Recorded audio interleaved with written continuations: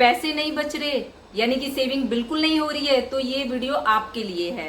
यानी कि 5 आदतें बदलकर आप अपने सेविंग को जो भी कर रही थी उससे ज्यादा कर सकती हैं।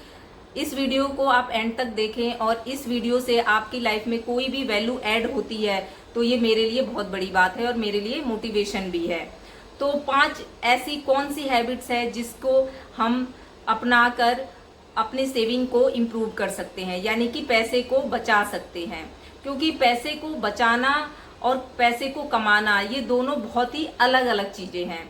क्योंकि अगर आप बचाना चाहें तो वो जो भी आप पैसा, आपकी सैलरी है या आपकी कोई भी इनकम सोर्स है, उससे आप बचा सकती हैं। बट अगर बचाने की हैबिट नहीं है तो आपकी सैलरी चाहे वो 10 लाख भी हो या 5 लाख हो या लाख रुपए हो, फिर भी आप नहीं बचा सकते।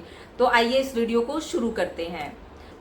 सबसे पहला हैबिट ये है कि अगर आपको आप किसी ना किसी सोर्स से पैसा तो आपके घर में आता ही होगा, चाहे आपके हस्बैंड कमा रहे हो या आप कमा रही हो, चाहे वो सैलरी हो या कोई बिजनेस हो, दुकान हो, व्हाटएवर कुछ भी हो। तो जो भी इनकम आपके घर में आ रहा है उसमें से कम 10% जो पैसा है वो पहले बचाए, मतलब कि 10% पैसा पहले निकाल लें और उस 10% पैसे को निकाल कर ऐसी जगह लगाएं जहां पे कि वो जो 10% है वो आपका 10% ना रहे बल्कि 10% से ज्यादा हो। सबसे पहले आपको 10% वो पैसे निकालने हैं, उसके बाद बाकी के खर्चे करने हैं। तो जो 10% है उस 10% को आप SIP में लगा सकते हैं या आप ETF में लगा सकते हैं। तो हम मिडिल फैमिली है तो बचाने के बहुत सारे तरीके हैं, जैसे सोसाइटी चलाना।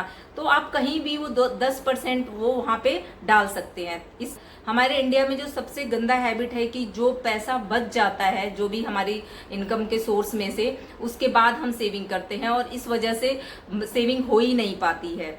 जो फर्स्ट हैबिट है ये आपको आई होप कि समझ में आ गया होगा। सेकेंड हैबिट, ज्वेलरी खरीदना भी एक तरीके से इन्वेस्टमेंट यानी कि सेविंग का काम ही होता है। यानी जैसे मैंने देखा है कि मेरी जो सासू माँ है वो पास के ज्वेलर की दुकान पे जाती हैं और हर महीने कुछ ना कुछ पैसे वहां उनको देती हैं और 6 महीने या साल भर में उस अमाउंट में जो भी जितने की भी ज्वेलरी आती है वो उसको खरीदती हैं। इस तरीके से क्या होता है कि हर महीने सेविंग भी हो जाती है और हमारे पास ज्वेलरी भी हो जाती है।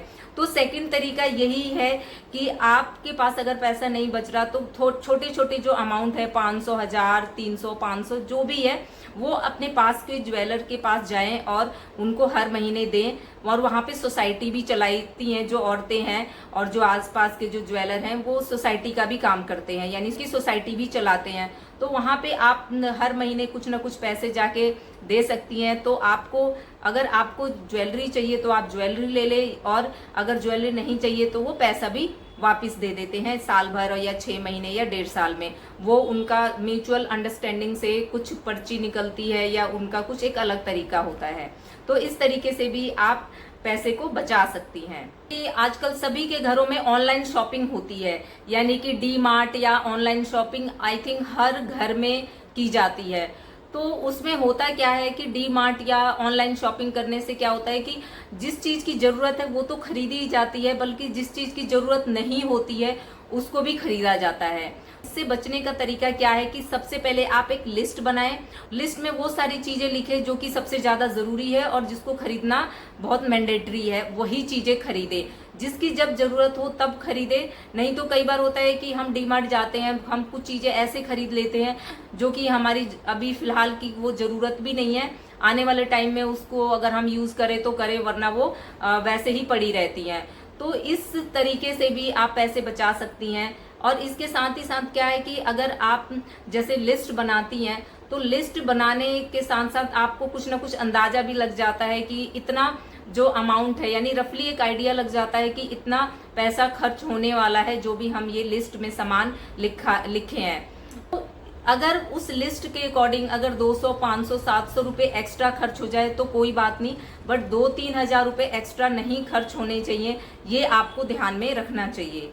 तो थर्ड तरीका भी आपको समझ में आ गया होगा। जो 4 हैबिट है जो कि हमें चेंज करना चाहिए वो क्या है कि कई बार ऑनलाइन सब्सक्रिप्शन ले लिया जाता है जिसका कि हम महीने में 2-4 बार ही यूज करते हैं, जैसे कि हॉटस्टार या फिर प्राइम या फिर नेटफ्लिक्स, जो कि हर महीने उस ऐप के लिए हमें पैसे देने पड़ते हैं और जिसका हम हर महीने 4-5 बार नहीं तो 10 बार यूज करते हैं। तो ऐसे खर्चे को अवॉइड करिए, यानी कि ऐसे ऐप को फौरन डिलीट करिए, कैंसिल करिए। जिस तरीके से भी आप इस चीज को रिमूव कर सकते हैं प्लीज करिए, क्योंकि अगर आपको जरूरत है तो सिर्फ एक लीजिए, जैसे अमेजन प्राइम लेना है वो लीजिए, या फिर नेटफ्लिक्स या हॉटस्टार, यानी कोई एक लीजिए। मल्टीपल ऐप हैं उनके लिए आप सब्सक्रिप्शन ले रहे हैं और आपको पता भी नहीं चलेगा, और आप इतना पैसा खो चुके होंगे कि अगर आप किसी दिन कैलकुलेशन करने बैठे तो आपको खुद को फील होगा कि हाँ, ये बेफजूल के खर्चे हैं। और अगर आप इतने को सेविंग किए होते तो उसमें कुछ ना कुछ ऐड होके और आपको वो एक टाइम के बाद मिलता। जो फिफ्थ हैबिट है जो कि चेंज करने की जरूरत है वो ये है कि आजकल यूपीआई पेमेंट बहुत चलन में है।